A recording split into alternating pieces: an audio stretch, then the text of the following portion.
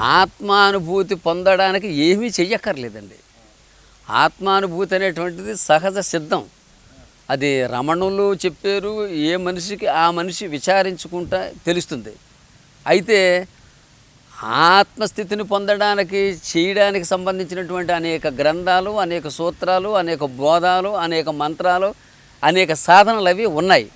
కానీ ఎవరికంటే ఉన్నటువంటి సత్యాన్ని డైరెక్ట్గా ఎవరైతే గ్రహించలేకపోతున్నారో వారి గురించి ఇవన్నీ ఏర్పడ్డాయి తప్ప, సూక్ష్మ దృష్టితోటి పరిశీలన కనుక చేసినట్లయితే ఈ ప్రపంచంలో దేనిని పొందడానికైనా, కనీసం ఒక మంచినీళ్ళు తాగడానికైనా ప్రయత్నం చేయకుండా రావు.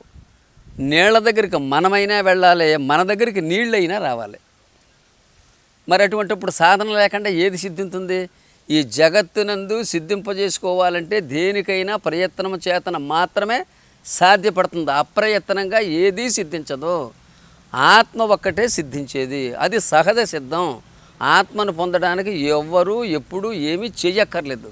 అయితే ఇవన్నీ అందరూ ఇన్ని రకాలుగా ఎందుకు చేస్తున్నారో ఈ మాత్రం తెలియకనా అంటే అది వాళ్ళకు మనం వదిలేద్దారు. ఈ చేసే వాళ్ళందరికీ కూడా మనం వదిలేద్దారు.